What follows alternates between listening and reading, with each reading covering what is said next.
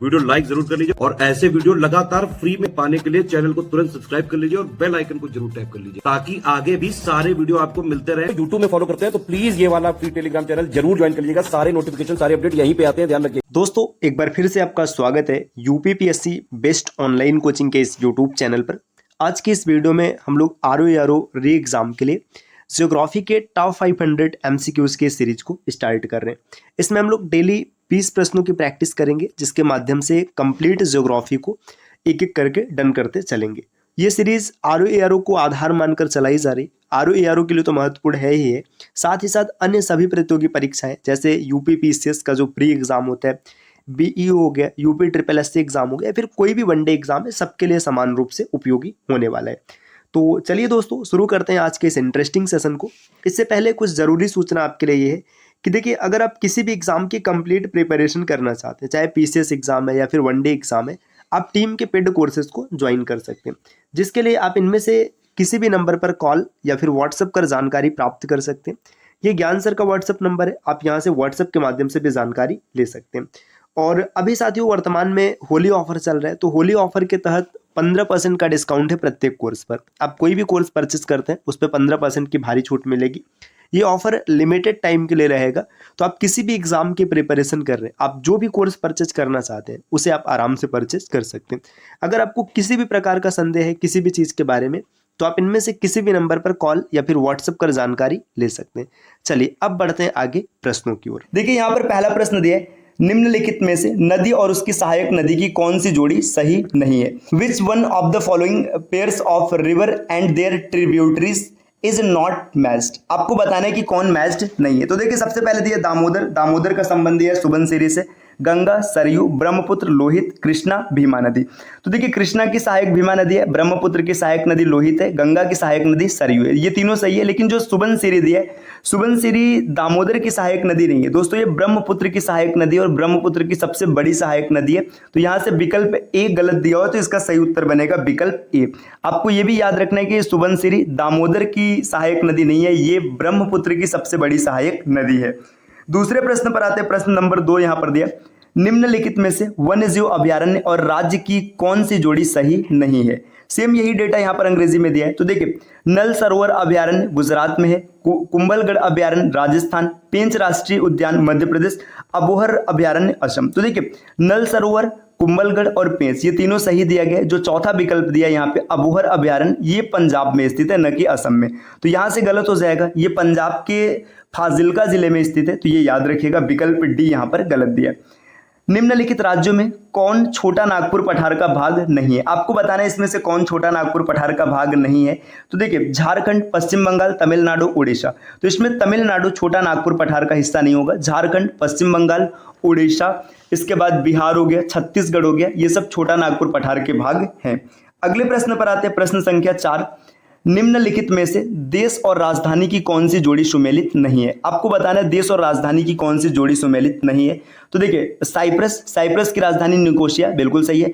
New Zealand की राजधानी Wellington, ये भी सही है। वेनेजुएला की राजधानी दिया है किरिबाती। तो जो किरिबाती है ये वेनेजुएला की राजधानी नहीं होती, वेनेजुएला की राजधानी है कराकस, है ना।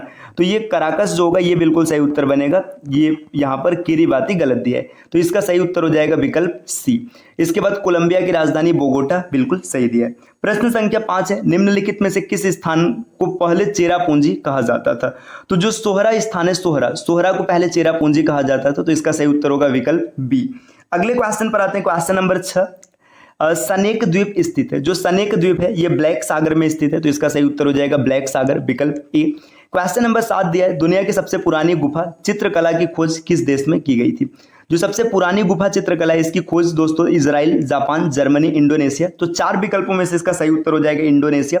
दुनिया की सबसे पुरानी गुफा चित्रकला की खोज इंडोनेशिया में की गई थी।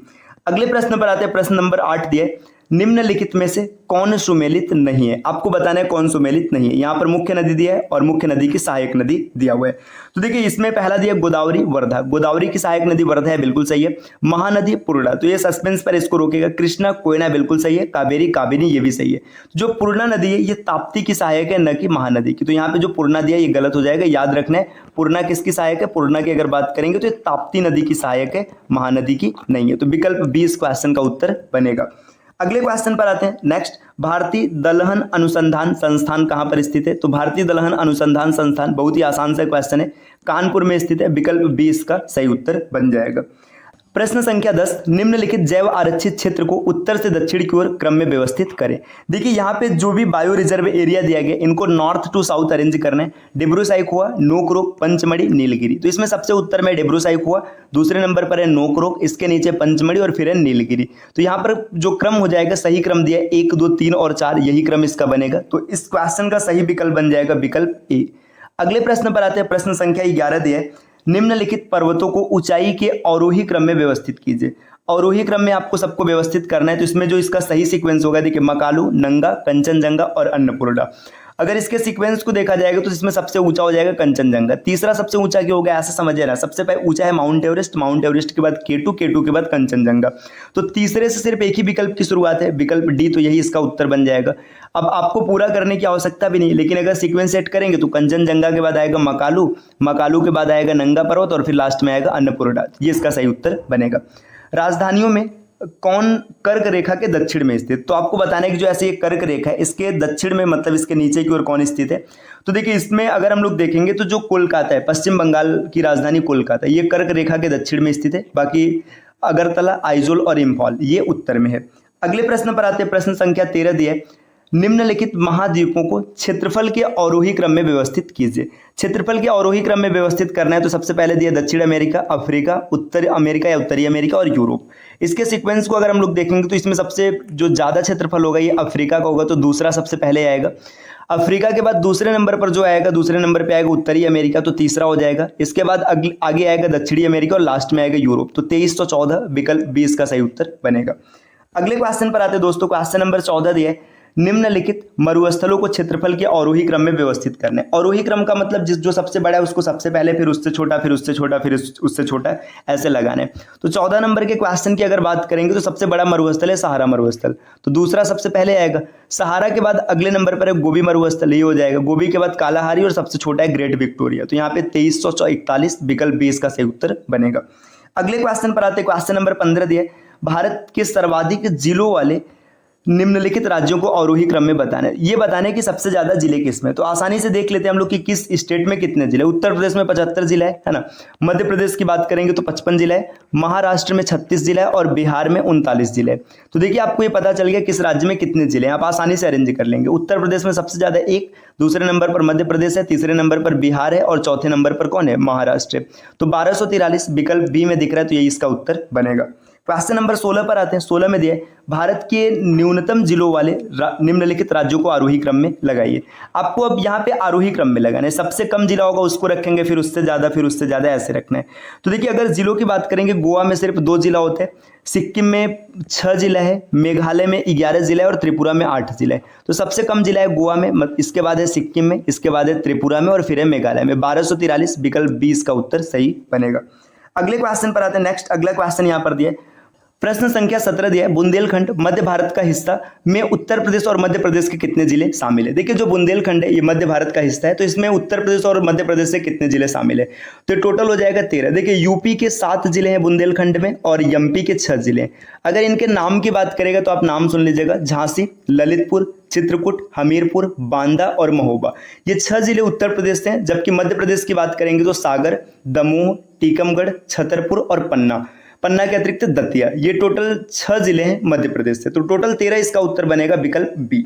अगले क्वेश्चन पर प्रश्न संख्या 18 दिए, क्षेत्रफल की दृष्टि से भारत के केंद्र शासित प्रदेशों का सही अवरोही क्रम है।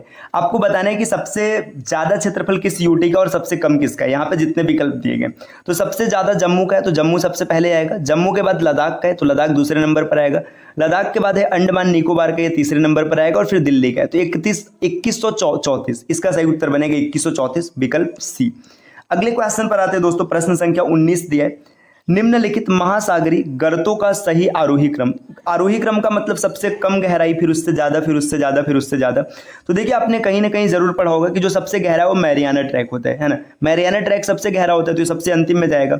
तो पहला जब सबसे लास्ट में जाएगा तो सिर्फ एक ही विकल्प में दिख रहा है, विकल्प डी इसका सही उत्तर बन जाएगा। प्रश्न संख्या 20 यहाँ पर दिया, निम्नलिखित में से किसका सुमेल सही नहीं है। डेट्राइट ऑटोमोबाइल्स निर्माण के लिए प्रसिद्ध है, सही है। मैग्नीटोनिक स्ट्रोगोस्कर्क ये लोहा और इस्पात के लिए सही है ना। जोहान्सबर्ग सोना खनन के लिए ये भी प्रसिद्ध है। बर्मिंघम जलपोत निर्माण ये गलत दिया है, बर्मिंघम भी इस्पात के लिए प्रसिद्ध है, तो यहाँ पे विकल्प डी इसका गलत दिया तो यही उत्तर सही हो जाएगा। तो दोस्तों ये 20 प्रश्न है जिनका डिस्कशन हम लोगों ने किया है। ये क्लास निरंतर चलती रहेगी और